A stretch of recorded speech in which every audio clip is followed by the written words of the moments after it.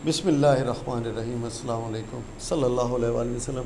अभी हम जो शुरू करने लगे हैं वो क्या है बेटा, drawing and interpreting of the bar graph, line graph and pi graph. तो ड्राइंग का तो आपका काम इसके अंदर मतलब है कि आपके पेपर में तो शामिल नहीं होगा, लेकिन ग्राफ इंटरप्रेट करना तो आपको आना चाहिए। या लेट्स से कि डेफिनेशन कोई गिवन है कि ये लाइन ग्राफ होगा, बार ग्राफ होगा, पाई चार्ट है, क्या चीज़ है, पाई चार्ट का फार्मूला क्या है, किसी सेक्टर का एंगल कितना बनेगा, ये सारी चीज़ें आपके पेपर में आ सकती हैं। लेट्स सी हम देखते हैं जी, another way to represent the data. तो ये भी डाटा को रिप्रेजेंट करने का एक तरीक़ेकार है और बहुत शानदार तरीक़ेकार है ग्राफ्स के अंदर। देखिए, अगर ग्राफ आपके पास ग्राफ गिवन हो और डाटा अगर आप उसके ऊपर हमको शो करना चाहें, बड़ी जल्दी पता चल जाता है कि काम कैसे हुआ है। ठीक है, अगर हम इन ग्राफ्स को देखना चाहें कि ये कैसे चार्ट वगैरह कैसे काम करते हैं, लेट्स सी अगर हमारे पास कोई डाटा है, अगर हमारे पास कोई डाटा है, हम ये वाला ले लेते हैं। ओके, ये डाटा है। अब इसको नॉर्मल अंदाज में हम देखें ना तो ख़ास समझ नहीं आती है, कोई ख़ास समझ नहीं आती है। लेकिन लेट्स सी कि जनाब अली इसी को हम बेटा देखते हैं किसी चार्ट के ऊपर, किसके ऊपर, चार्ट के ऊपर। अब देखिए, जो ही आप इसको चार्ट के ऊपर देखते हैं तो आपको क्लियर नज़र आ जाता है कि कौन सी चीज़ ऊपर जा रही है, कौन सी चीज़ क्या जा रही है, कम जा रही है। हम इसी को कुछ और भी डिफरेंट तरीक़ों से देख सकते हैं। हमने देखें चार्ट चेंज कर दिया, उसका ये भी हमें अच्छा नहीं लगा, हम पाई की तरफ चले जाते हैं। तो ओके जी, अब पाई में हम देखते हैं कि यार किस में किसका शेयर ज़्यादा है। ठीक है, आप इनके ऊपर लेबल लगा सकते हैं, सारा कुछ बता सकते हैं कि किसका हिस्सा ज़्यादा है, किसका हिस्सा कम है। लेकिन जब नंबर्स होते हैं तो हर एक को बड़े गौर से देखना पड़ता है। और अगर डाटा ऑर्डर में नहीं है, लेट्स से ऑर्डर में नहीं है, कहीं बड़े नंबर पढ़ें, कहीं छोटे पढ़ें, अब उसको हर एक को बारीकी बीनी से देखना पड़ेगा। लेकिन चार्ट में ऐसी कोई चीज़ नहीं है, जो ही आप चार्ट में उसको पुट करेंगे फ़ौरन एक ही झलक में पता चल जाएगा कि काम बेहतर हो रहा है या ख़राब हो रहा है। लेट्स सी कि इसको हम अगर चेंज करके किसी मैं इसको लाइन में ले जाऊँ,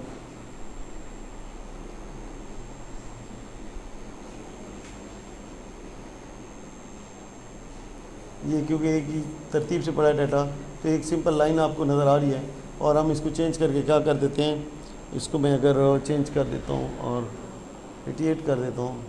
अब देखा है, जो ही नंबर चेंज हुआ फ़ौरन ही डाटा ने बता दिया कि यहाँ पे डिप आ रहा है। लेट्स से कि हमारे पास ये सेल्स का डाटा है, किसका डाटा है, किसी चीज़ों को बेचने का। तो यहाँ पे पता चल गया कि यहाँ पे हमारी सेल्स क्या हो गई है, कम हो गई है। तो इन्वेस्टिगेट किया जा सकता है कि व्हाट वर द रीज़न, कि इस मौके पर ख़ास तरीके से क्या है, इसमें डिप आया है। और अगर हम इसको आगे थोड़ा सा इंक्रीज़ कर दें और इसको बढ़ा दें,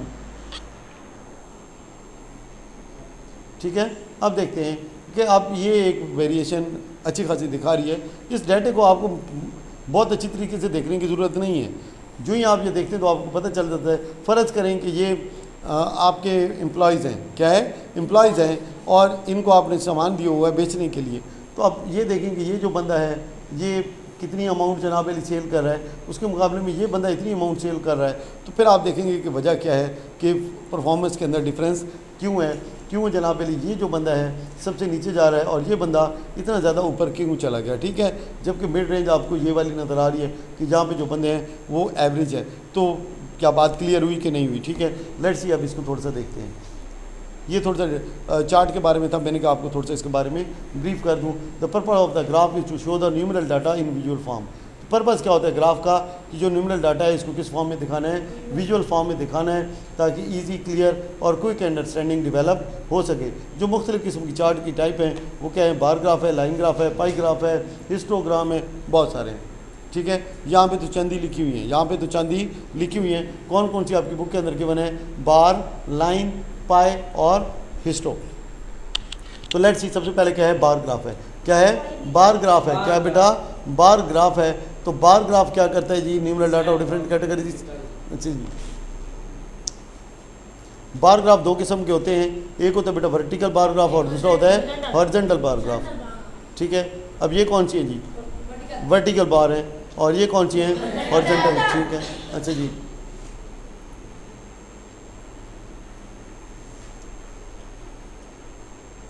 अब अगर इन दोनों के बीच में देखें एक चीज़ नज़र आती है, लाइन में गैप मौजूद है। लाइंस के अंदर गैप मौजूद होगा। जब बार ग्राफ होगी तो हर बार के बीच में क्या होगा, गैप होगा, गैप मौजूद होगा। अब इसको देख लेते हैं ये जो है इसको क्या बोलते हैं, टाइटल। टाइटल यहाँ पे इसका नाम लिखा जाता है। इसका क्या नाम लिखा जाता है, नाम लिखा जाता है। यहाँ पे स्केल गिवन है, क्या गिवन है, स्केल गिवन है। इसका मतलब है अगर एक स्क्वायर बॉक्स है क्या है, 1 फ्रूट के बराबर है, ठीक है ना। एक स्क्वायर किसके बराबर है, 10 kg के बराबर है। ये जो एक स्क्वायर बॉक्स है जिसके ऊपर ये पड़ा है, ये एक फ्रूट को रिप्रेजेंट कर रहा है। स्केल की यूजुअली आपको इतनी खास ज़्यादा ज़रूरत नहीं होती। यूजुअली हम इसको बड़े आराम से नंबर्स के अंदर ही डिवाइड कर बता सकते हैं, लेकिन अगर नंबर बहुत बड़े हों तो फिर स्केल यूज़ भी किया जा सकता है। ये फ्रूट्स है, ये एक्स एक्सिस है, ये वाली साइड क्या कहलाती है, एक्स एक्सिस। ये वाली क्या कहलाती है बेटा, वाई एक्सिस। और ये जो चीज़ है ये क्या कहलाती है, स्केल। ये इसे क्या कहते हैं, स्केल। ये क्या कहलाता है बेटा, स्केल। अब यहाँ पे ये इसका टाइटल है और ये फ्रूट्स का टाइटल गिवन है। बात समझ लगी कि नहीं लगी। उसके बाद रीडिंग, तो रीडिंग बड़ी आसान होती है। अब ये क्या बता रहा है, ये क्रिकेट बता रहा है और क्या है जी, number of the students, name of game, जो गेम खेलते हैं, स्टूडेंट्स जो गेम खेलते हैं। कैसे पढ़ा हमने देखा क्या लिखा हुआ है, number of students, name of the game. तो नेम ऑफ द गेम ये है और ये स्टूडेंट्स हैं जो खेलते हैं। अब सबसे पहले इसको देखते ही क्या पता चलता है, सबसे पहले ज़्यादा कौन खेलता है, क्या चीज़ खेलते हैं, फुटबॉल। इसमें कोई ज़्यादा तरद्दुद की ज़रूरत है नहीं है। कितने खेलते हैं, ये लाइन 60 को रिप्रेजेंट कर रही है। ये लाइन कितने को रिप्रेजेंट कर रही है, 60 को, तो इससे थोड़ा सा कम है। और सबसे कम किसके अंदर है, हॉकी में है। जबकि दो जो बराबर हैं वो क्या है, क्रिकेट और क्या है, वॉलीबॉल है। क्रिकेट है और क्या है, वॉलीबॉल है। तो ये लाइन यहाँ पे इसके सामने आ रही है, तो ये 60 है, ये 40 को रिप्रेजेंट कर रही है, ये 30 को रिप्रेजेंट कर रही है, ये 20 को और ये इसको 40 को। तो आप यहाँ से देख के बता सकते हैं वॉलीबॉल कितने स्टूडेंट खेलते हैं बेटा, 40। कितने खेलते हैं, 40 खेलते हैं। अच्छा जी, लाइन ग्राफ। नेक्स्ट क्या है, लाइन ग्राफ। तो ये इंपॉर्टेंट है यहाँ पे, ये क्वेश्चन आ सकता है MCQs के अंदर। क्या कि अगर एक डेटा टाइम के हिसाब से चेंज हो रहा है, टाइम के हिसाब से क्या हो रहा है, चेंज हो रहा है, तो उसके लिए लाइन ग्राफ यूज़ करेंगे।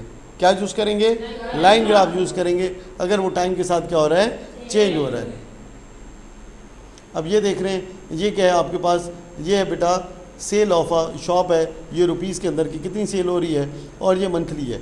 ये क्या है, मंथली है। अब देखें यहाँ पे सबसे ज़्यादा सेल किस महीने में है, जनवरी में है। और किस महीने में है, जून के महीने में। सबसे कम सेल किस में हुई है, मई में हुई है। और बाकी ये बता सकते हैं कि जनाब अली फरवरी में कितनी सेल हुई है, इस पॉइंट के ऊपर कितनी हुई है, 3000। तो डाटा रीड अप कर सकते हैं, नहीं कर सकते।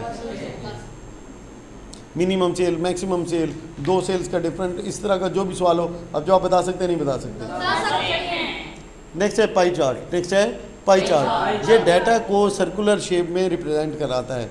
डाटा को किस में रिप्रेजेंट कराता है, सर्कुलर शेप में रिप्रेजेंट कराता है। अच्छा जी, द आर्क लेंथ, जो आर्क की लेंथ हो show the proportional size of the data. Data जितना बड़ा होगा उसके आर्क की लेंथ उतनी बड़ी होगी। ये होता है आर्क। ये क्या बोलते हैं इसको, आर्क। अब देखें मैथ का पोर्शन ज़्यादा है तो मैथ की आर्क भी क्या है, बड़ी है। उर्दू का पोर्शन कम है तो उर्दू का आर्क की लेंथ भी क्या है, कम है। मतलब है कि डाटा जितना ज़्यादा होगा उसके आर्क की लेंथ उतनी ही बड़ी होगी सर्कल के अंदर, और जितना उसका मतलब है कि डाटा कम होगा उतने ही उसके आर्क की लेंथ क्या होगी, छोटी होगी। ये जो है एक आर्क, और ये जो दो उसके साथ क्या मौजूद हैं, रेडियस। क्या मौजूद हैं, रेडियस। सर्कल के सेंटर से लेके सर्कल के किसी पॉइंट तक का जो डिस्टेंस है उसे क्या बोला जाता है, रेडियस। तो 2 रेडियस और उनके साथ एक आर्क, ये मिलके क्या बन जाता है, सेक्टर। इसे क्या बन जाता है, सेक्टर। अब दूसरी बात जहाँ से आपको क्या पता चलेगी कि जिसका डेटा का पोर्शन जितना ज़्यादा होगा, शेयर जितना ज़्यादा होगा, उसका जो सेक्टर है उसका एरिया ज़्यादा होगा। सेक्टर का एरिया क्या होगा, उतना ही ज़्यादा होगा। ये बात भी। दूसरा क्या कि जिसकी आर्क की लेंथ जितनी ज़्यादा है, इसका मतलब है उसका शेयर डाटे के अंदर उतना ही ज़्यादा है। दोनों बातें क्लियर हो गई कि नहीं होंगी। अच्छा जी, फार्मूला है ये याद रखना है, angle of each sector is equal to. ये सवाल पेपर के अंदर आने के चांसेस ज़्यादा हैं कि जो पाई चार्ट के अंदर ईच जो सेक्टर है उसका एंगल किसके होता है, value of the each component divided by the sum of values of all components. ठीक है, जितने भी आपके पास कंपोनेंट गिवन हैं उन सबको सम कर लें, उन सबको क्या कर लें, सम कर लें। उसको जनाब अली फिर मल्टीप्लाई करा, डिवाइड करके मल्टीप्लाई करा देते हैं किसके साथ, 360 डिग्री के साथ। ये है, फ़र्ज़ करें हमारे पास ये टोटल ये देख लेते हैं, एक हमारे पास क्या है 30 वैल्यू है, दूसरी की 25 है, 50 है, 40 है, 35 है। तो सबसे पहले जो इंडिविजुअल है उसको रख लेंगे ऊपर, इंडिविजुअल को रख लेंगे कितने ऊपर, नीचे इसका सम रख लेंगे कि क्या रख लेंगे, इसका सम कितना है, तो value of the each component divide by sum of the values of all components multiply by 360 degree. ठीक हो गई बात। तो अब आप इसको डिवाइड कर सकते हैं, ये हो गया 2, तो आंसर क्या आ जाएगा आपके पास 60 डिग्री। तो वैल्यू निकाल सकते हैं, नहीं निकाल सकते। मैं हर एक को इसलिए नहीं बयान करता हूँ, फिर वीडियो तो प्रॉपर मतलब है कि लंबी वीडियो बन जाएगी और इतना हमारे पास टाइम नहीं होता है कि हम मतलब है कि हर एक के लिए एक लेंथी वीडियो बनाएं। बेसिकली हमारा का मकसद होता है आपको समझाना, एक दफ़ा बात समझ आ गई तो आप उसके बाद उसको इम्प्लीमेंट कर सकते हैं, मालूम कर सकते हैं एंगल के, नहीं मालूम कर सकते। लेट्स सी हमारे पास क्या है 40 डिग्री ये वाला है, तो 40 divide by 180 multiply by 360 degree, answer क्या आ जाएगा 80 डिग्री। ठीक है, उसके बाद क्या है हिस्टोग्राम। नेक्स्ट हमारे पास क्या है हिस्टोग्राम, ये मेरे ख्याल में आखिरी चार्ट है। ओके, अब हिस्टोग्राम और बार ग्राफ बिल्कुल एक जैसे लगते हैं, लेकिन फ़र्क क्या होता है, इनमें गैप नहीं होता, इसमें गैप नहीं होगा हिस्टोग्राम के अंदर। तो हिस्टोग्राम क्या होता है, ये भी एक अनदर ग्राफिकल वे है to represent the data, bar graph से सिमिलर है, लेकिन ये फ्रीक्वेंसी डिस्ट्रीब्यूशन के लिए यूज़ होती है। बस ये याद रखिएगा, हिस्टोग्राम किसके लिए यूज़ होती है, फ्रीक्वेंसी डिस्ट्रीब्यूशन के लिए यूज़ होती है। आप बार ग्राफ भी यूज़ कर सकते हैं, ये नहीं कि यूज़ नहीं कर सकते, लेकिन आपकी बुक के ऊपर जो गिवन है उसके हिसाब से आपने चलना है। ठीक है, देखिए रियल लाइफ के अंदर हो सकता है आप अपनी मर्ज़ी से चॉइस करेंगे, अपनी मर्ज़ी की आपकी चॉइस होगी, जो मर्ज़ी आप ग्राफ यूज़ करें जो आपको बेस्ट सूट करता है। ठीक है, लेकिन यहाँ पे आपकी बुक के हिसाब से क्या है, जो हिस्टोग्राम है किसके लिए यूज़ होता है, फ्रीक्वेंसी डिस्ट्रीब्यूशन के लिए। सेकेंडली दूसरा डिफरेंस क्या है, तो बार ग्राफ के अंदर क्या होता है, बीच में गैप होता है बिटवीन द बार्स, और हिस्टोग्राम में गैप नहीं होता। जो लाइन ग्राफ है ये पीरियड, जब डाटा चेंज होता है over a period of time तो लाइन ग्राफ यूज़ करते हैं, जबकि पाई चार्ट के अंदर क्या होता है, डाटे को जब आप सर्कुलर शेप में रिप्रेजेंट कराना हो तो फिर कौन सा चार्ट यूज़ करते हैं, पाई चार्ट। दूसरा, इसके अंदर हर चीज़ का जो शेयर है वो अलग से करके आपको दिखा देता है। पाई चार्ट का फार्मूला क्या है जी, कि value of each component divide by the sum of the values of all component multiply by 360 degree. ठीक है, हिस्टोग्राम आप ड्रा कर सकते हैं कंटिन्यूस के लिए भी और डिस्क्रीट डाटे के लिए भी। और ये आप मैं बता रहा हूँ, आप हर डाटे को दूसरे डाटे के अंदर ग्राफ के अंदर चेंज कर सकते हैं। अभी मैंने आपको करके भी दिखाया था कि मैंने पहले एक ले लिया, फिर दूसरा ले लिया, फिर तीसरा ले लिया, और मैंने लाइन भी उसी पे ले लिया, मैंने बार भी उसी पे ले लिया, मैंने पाई भी उसी पे ले लिया। तो एक चार्ट दूसरे चार्ट में चेंज हो सकता है, लेकिन आपके नॉलेज के लिए कि बार ग्राफ क्या है, इज़ ड्रॉन फॉर कैटेगरिकल और क्वालिटेटिव डाटा। क्या है कि bar graph is drawn for categorical और क्वालिटेटिव डाटा, जबकि histogram is drawn only for numerical और क्वांटिटेटिव डाटा। ठीक है, तो ये बात क्लियर हो गई, याद रखनी है। ये चीज़ें कुछ चीज़ें होती हैं जो ध्यान में अच्छे से बिठानी होती हैं, वीडियो में भी आपको नज़र आएंगी, बुक पे भी आपको नज़र आएंगी। अब ये आपका काम है कि इनको अच्छे से याद रखें।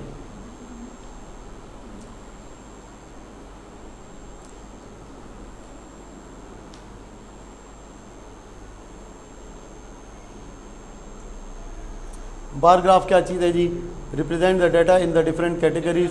उसके बाद है क्वालिटेटिव डाटे के लिए होता है, किसके लिए होता है, क्वालिटेटिव डाटे के लिए, जबकि हिस्टोग्राम किसके लिए होता है, क्वांटिटेटिव डाटे के लिए। बाकी दो उसकी जो दरमियान गैप है वो मैं आपको बता चुका हूँ। ठीक है, अच्छा जी। उसके बाद लाइन ग्राफ क्या है, अगर ये डाटा चेंज ओवर है over the period of time तो लाइन ग्राफ यूज़ होगा। पाई ग्राफ यूज़ होता है for the comparison parts of a whole, कि एक टोटल में से आपने कंपैरिजन करना है उसके डिफरेंट पार्ट्स को, उसके जो टोटल डाटा है उसके डिफरेंट पार्ट्स को आपने क्या करना है, आपस में कंपैरिजन करना है। क्या करना है, कंपैरिजन करना है। तो फिर आप क्या ड्रॉ करेंगे, पाई चार्ट ड्रॉ करेंगे। क्या करेंगे, पाई चार्ट ड्रॉ करेंगे। ग्राफ बनाना आपका वो उसमें शामिल नहीं है बेटा। ठीक है, ये सारी ग्राफ बनाने वाले क्वेश्चन हैं जो कि हम इनमें से कोई भी एक भी नहीं करने वाले। ठीक है, नेक्स्ट हमारे पास क्या होगा, मेजर ऑफ सेंट्रल टेंडेंसी, लेकिन ये एक्सरसाइज यहाँ पे कंक्लूड होती है। नेक्स्ट एक्सरसाइज इसके बाद करेंगे। थैंक यू वेरी मच, अल्लाह हाफ़िज़।